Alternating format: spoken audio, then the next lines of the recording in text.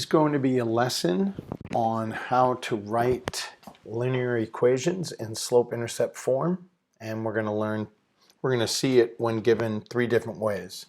We're going to see when given the slope and the y-intercept, when given a graph, and then also an equation that is not in slope-intercept form.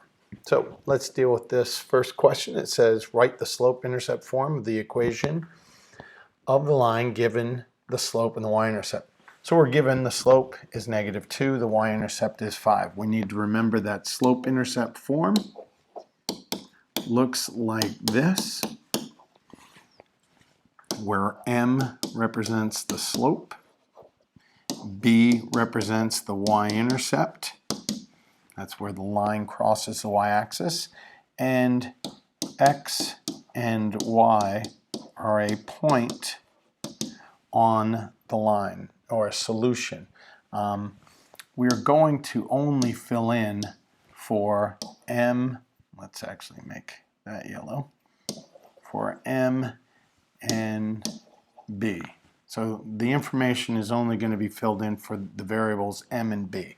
So in this first one, we see that we're given the slope, and we know that the slope is the m portion, and we're also given the y-intercept, so we know that that is the b.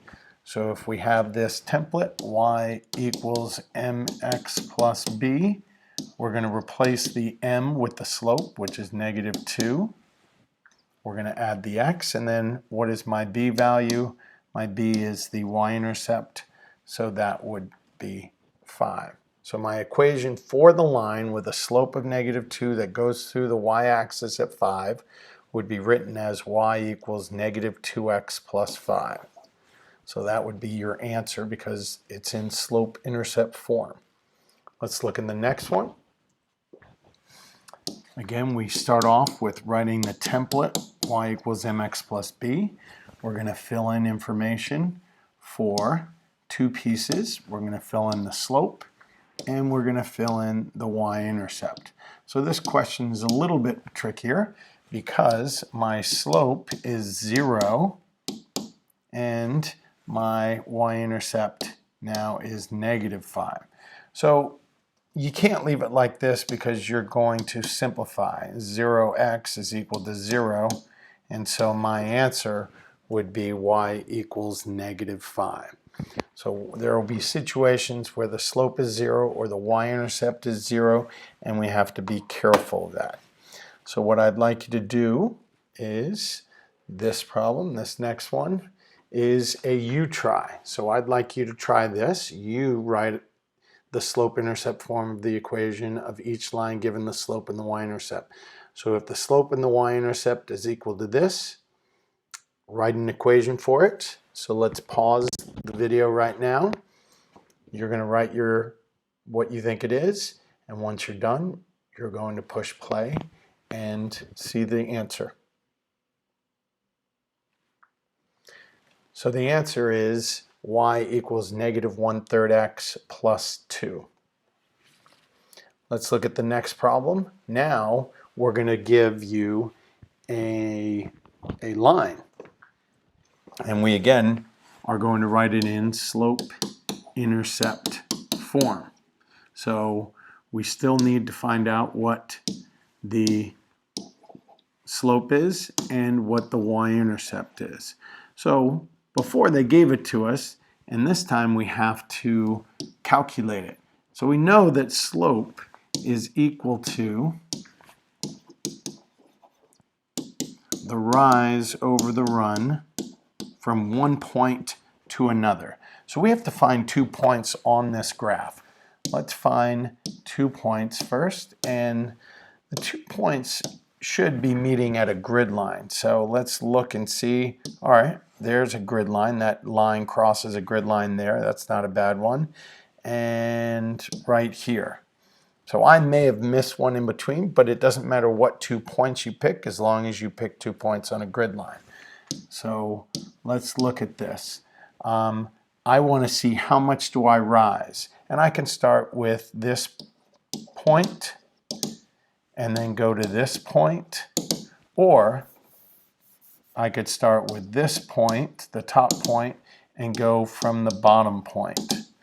I'm going to go from the bottom up. So let's see how much we go. How much do we rise? So we go up 1, 2, 3, 4, 5, 6, 7. So I'm going to go up 7, and then how much do I run? Meaning how much do I go left and right, or right? I'm going to go to the right 1, 2. So I'm going right 2. And I call that slope ease. So my slope ease is up 7, right 2. And up converts to positive, and right converts to positive. So my slope in numeric value would be 7 over 2. So now I can fill in the m portion of this template. And then we have to look for the y-intercept. The y-intercept, we remember, is where this line crosses the y-axis. So it crosses the y-axis at -3. So my y-intercept is going to be -3. So I'm going to fill that in for the b portion. And that would be the representation of that line. Let's try another one. First thing we want to do is find the slope. In order to find the slope, we have to identify 2 points. And I'm going to find 2 points on a grid line, and I'm going to pick this one, and I'm going to pick one a little bit further away. So I'm going to pick those. As long as they're on grids, that'll work. And I'm also going to go from my top point down to my lower point. So this time, I'm going to start from the top point, and I'm looking for my rise over run. How much do I go up or down? So I'm going to go down 1, 2, 3, 4, 5, 6. So I go down 6, and then left and right, I'm going to go right 1, 2. Right 2. So remember, rise over run, and that means rise is up or down over right or left. So looking at my graph, I went down 6, and then I went right 2. So down is negative, and right is positive. So down is negative, up is positive, right is positive, and left is negative. That's how they translate my slope ease. So I need to make sure that when I have -6 over 2 that I simplify it. Now you would simplify it to -3 over 1, but even that simplifies. And when we write slope in equations, we're going to write it simplified. So remember, my template is y equals mx plus b. First thing I'm going to fill in is for m, my slope. So my slope is -3, and now I have to look and see, where does this line cross the y-axis? It crosses it right there. So my y-intercept is going to be +1. So I'm going to fill that in for b, and this is the equation for that line. Here's a try me problem. So I want you to pause the video, and I want you to write an equation in slope-intercept form for this graphed line. And then you can unpause it when you're ready to see the answer. So if we look at this, our 2 points, I picked the 2 points, 2, 1, and 4, -2, and I notice I started from the bottom one. I went up 3 and then left 2. So up 3 is +3, left 2 is -2, so my slope would be 3 over -2. And then I look to see where the line crossed the y-axis. It crossed it at 4, so I put that in there. Now, the last method is, what if we're given an equation, but it's not in slope-intercept form?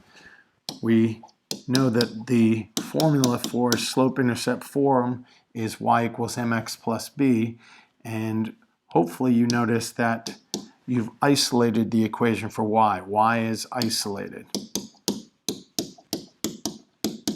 meaning it's by itself. So we have to get this y by itself. We want to move everything away from the y. So how do we get rid of anything being added or subtracted or multiplied to y? So 3x is being added to it. So what's going to get rid of a positive 3x is a negative 3x. So if I simplify the left side, they'll cancel. That leaves me with y.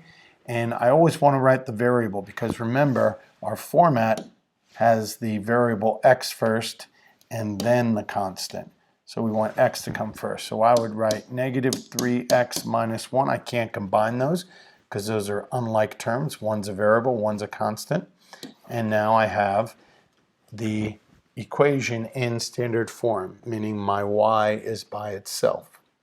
Let's look at another example, a little bit more complex. Now there's multiple things happening to my y. So I want to get y by itself. And we see that 5 is multiplying it. Positive 5 is multiplying it. And we also see that 2x is being added to it. So we always need to remember that we're going to get rid of things being added and subtracted. So I need to get rid of that 2x first. A negative 2x is going to cancel that out. That leaves me with 5y on the left side, negative 2x minus 25. Again, the variable x has to come before the constant, and we can't combine those two because they're not like terms. Now, I still have that 5 in front of the y. The 5 is multiplying y, so I need to divide by 5. And what I do to one side, I need to do to everything on that side.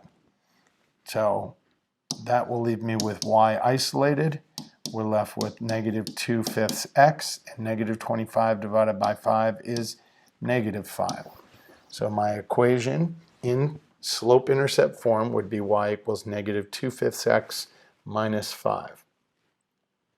Here's a try me problem. So try this problem, isolate y, and pause the video. And then when you're ready to check your answer, unpause it. So here we have to isolate y. We're going to subtract x from both sides.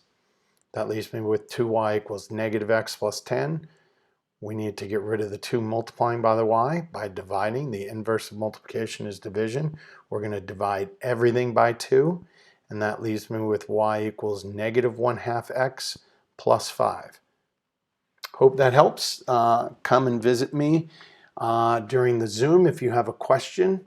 Otherwise, I will talk to you tomorrow.